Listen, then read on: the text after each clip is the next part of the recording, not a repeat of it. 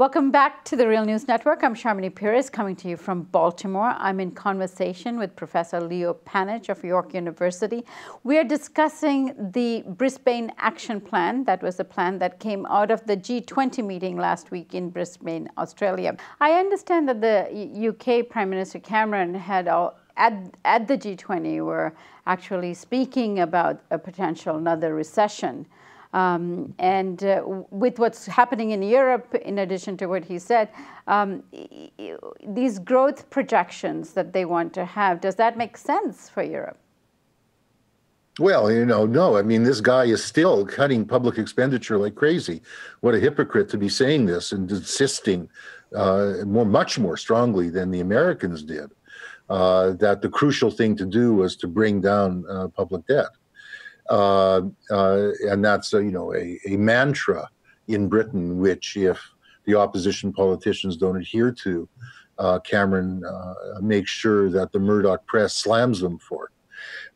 Nevertheless, it's an indication of how, this club of capitalist leaders are trying to express, and I think it's very much under the influence of the American Treasury here, not the American Congress, trying to express a common view.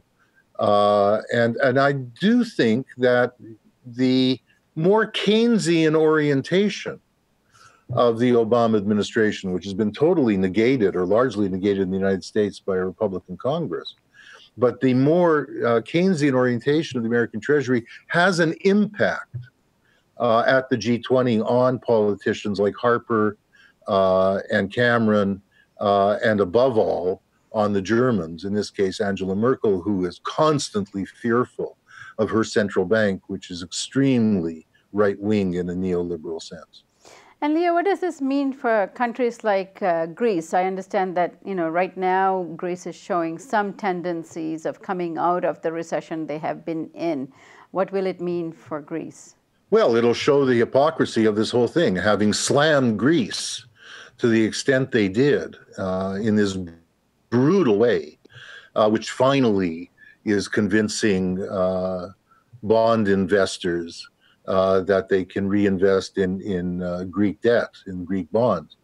Having, made them such an example, made them squeeze them until the pips squealed. Now they're turning around and saying, well, and now that the rest of us look like we might be in trouble in terms of not getting out of this crisis, we'd better lay off.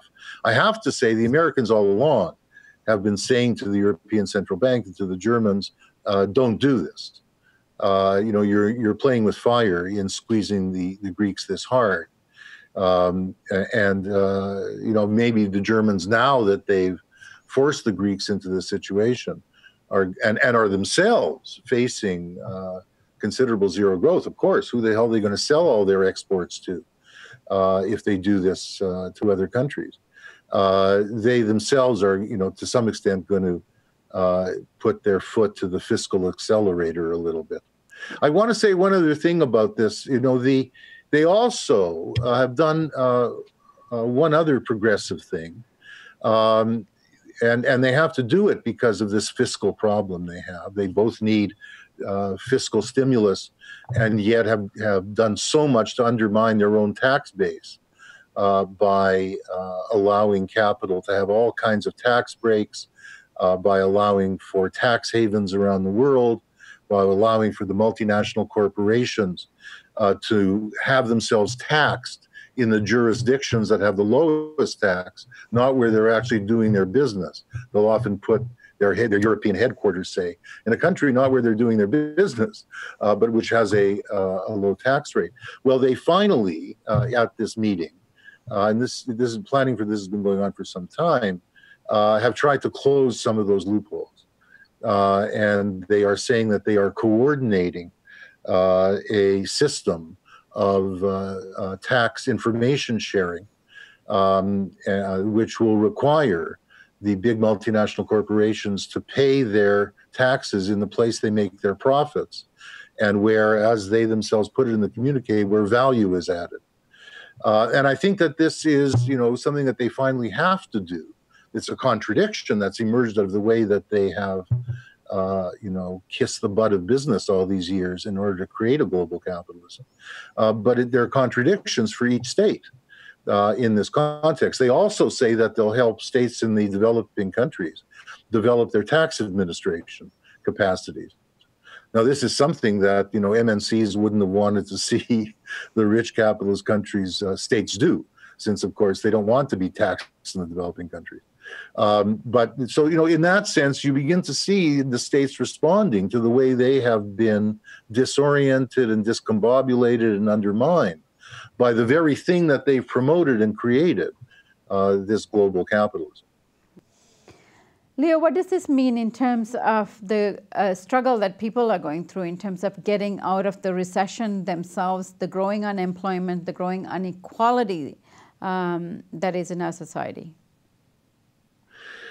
The communique commits itself to poverty reduction and reducing inequality. It's a throwaway line at the end of their stronger commitments on competitiveness and structural reforms for private sector activity and so on. But they do commit themselves to that. And that too is a contradiction in terms.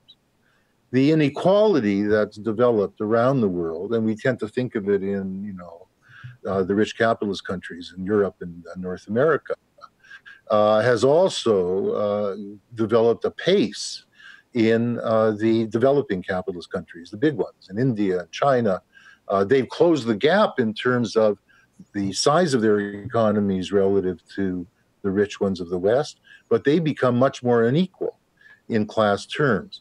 And insofar as you promote, market reforms, insofar as you introduce flexibility for capital in labor markets, you undermine the ability of those social forces that would raise wages and raise incomes to do so. So rather than reducing inequality and poverty, you create the conditions whereby it's exacerbated. And, all year there have been preparatory meetings going on for this final meeting in Brisbane last week, not only by the finance ministries and the central banks, but also by the unions. And that was known as the L20. The unions issued a statement in the late summer, called the L20 statement, in which they pointed out, quite remarkably, that if the emerging Asian economies, this is India, China, and so on, if income distribution hadn't worsened in those countries over the past 20 years, the region's rapid growth would have lifted an extra 240 million people out of poverty. So, when you see these commitments to growth combined with a continuing commitment to free trade, to free capital movements, to structural reforms, which will introduce more flexible labor markets, the consequence of this is to, even if you get growth, to get the kind of growth that yields greater class inequality. Thank you for making that last point. Very important. So much that we want to unpack here. So I hope you join us again very soon, Leo. Okay, Sharmini, always happy to talk to you. Thank you for joining us on the Real News Network.